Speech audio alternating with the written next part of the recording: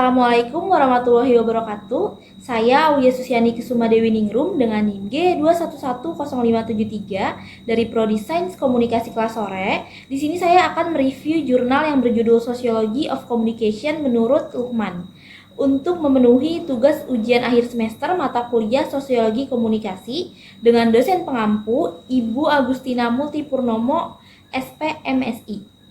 Teori sosiologi komunikasi menurut Luhmann mengandung elemen-elemen yang sampai saat ini belum cukup dihargai dalam tradisi empiris sosiologi dan studi komunikasi. Dalam teori Luhmann, pemrosesan makna dalam komunikasi antar manusia dianggap bersifat rekursif. Beberapa makna dapat dianggap lebih bermakna daripada yang lain. Pengetahuan misalnya dapat dianggap sebagai makna yang membuat perbedaan. Makna dapat membuat perbedaan jika pengetahuan tersebut dikodifikasi, misalnya sebagai pengetahuan dikursif, namun dinamikanya lebih umum. Di ruang pengadilan misalnya dugaan niat terdakwa dapat menandai perbedaan antara pembunuhan tingkat pertama atau kedua. Mengingat kode hukum yang menggunakan kategori-kategori ini untuk koherensi dan perorganisasiannya. Dengan demikian, perkembangan komunikasi makna dalam hal kodifikasi ini menentukan kompleksitas yang dapat ditangani oleh sebuah sistem sosial.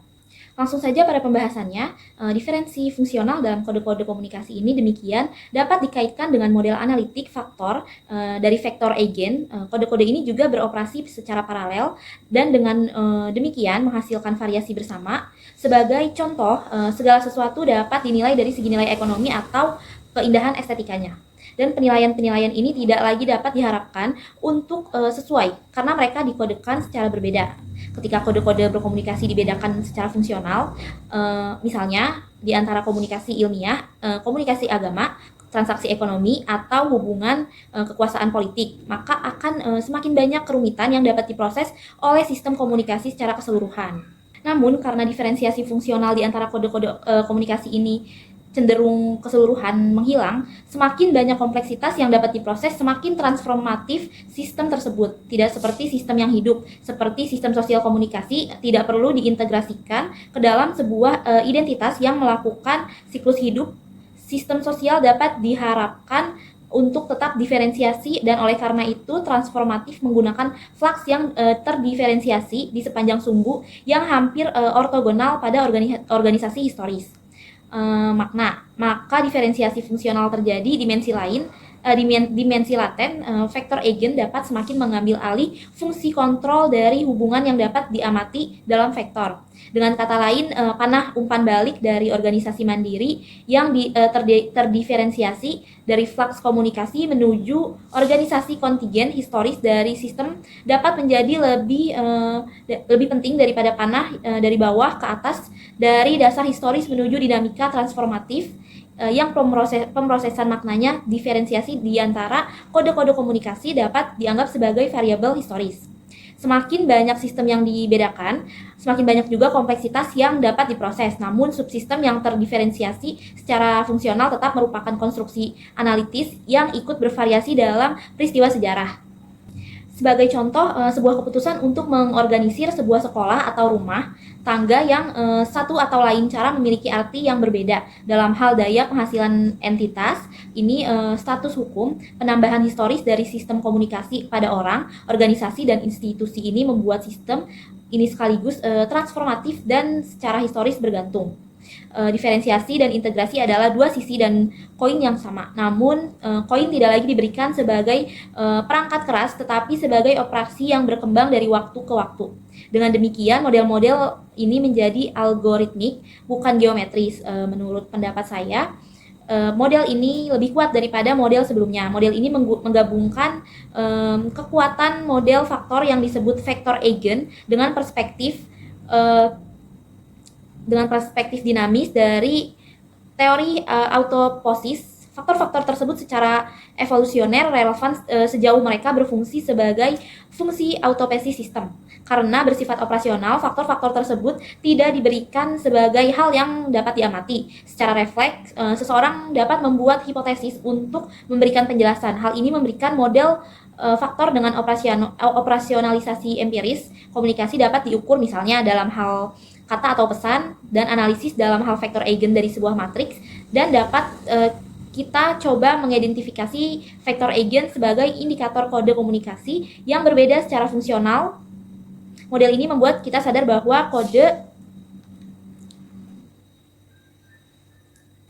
Model ini dapat membuat kita sadar bahwa kode komunikasi dan isinya dapat berubah dari waktu ke waktu. Komunikasi juga makna yang meninggalkan jejak di dunia empiris karena dua kontingensi pemrosesan informasi dan pemrosesan makna yang digabungkan, misalnya dalam bahasa. Meskipun penjelasan mengenai kontingensi empiris dapat dianggap berada di luar cakupan teori Luhmann, kata observasi tetap memainkan peran yang sangat penting dalam teori ini. Akan tetapi konsep pengamatan diberikan pada makna yang sama sekali tidak berbeda dari penggunaannya. Dalam penelitian empiris di mana pengamatan menginformasikan ekspektasi. Tidak ada semua informasi yang bermakna dan makna juga dapat dikomunikasikan tanpa menggunakan bahasa. Dalam istilah metodologis, kita dapat menganggap kode-kode komunikasi ini sebagai salah satu lagi yaitu tingkat kebebasan ketiga dalam komunikasi yang berbeda. Kode-kode tersebut memungkinkan kita untuk fokus pada pilihan-pilihan tertentu. Dari perspektif evolusioner dapat kita pilih untuk distabilkan dengan kodifikasi jika mereka berfungsi untuk reproduksi sistem. Kode-kode komunikasi dengan demikian menambahkan dimensi ketiga pada komunikasi. Beberapa informasi lebih bermakna daripada yang lain, tetapi makna pada tingkat supraindividual diputuskan dalam sistem sosial sesuai dengan kode-kode komunikasi yang berlaku. Ketika pengkodean berlaku, sebuah jargon terbentuk yang menggunakan kata-kata 2 dari 3 dimensi sudah cukup untuk komunikasi yang bermakna. Namun dalam komunikasi di antara manusia, pengkodean tetap tertanam dalam pemrosesan linguistik, pengulangan dalam pertukaran informasi namun setelah berada di tempatnya. Tidak ada lagi alasan untuk memprioritaskan satu lapisan di antara lapisan lainnya. Kita dapat membiarkan hal ini terbuka sebagai pertanyaan empiris. Sebagai contoh, di pasar seseorang dapat membayar harga komoditas dengan uang koin dan uang kertas tanpa komunikasi lebih lanjut dalam bahasa. Dalam konteks ini, seseorang mungkin harus bernegosiasi tentang harga dalam bahasa pembayaran yang lebih abstrak dengan kartu.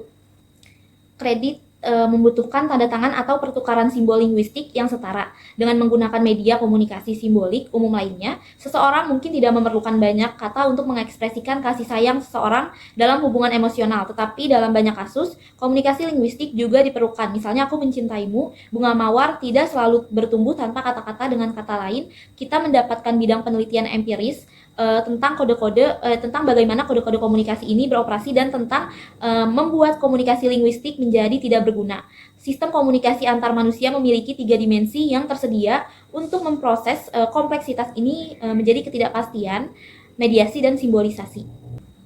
Kesimpulannya, jembatan antara teori dan penelitian empiris menjadi langkah penting karena hanya teori yang dapat dioperasionalkan, yang dapat diinformasikan dan dikontrol secara metodologis.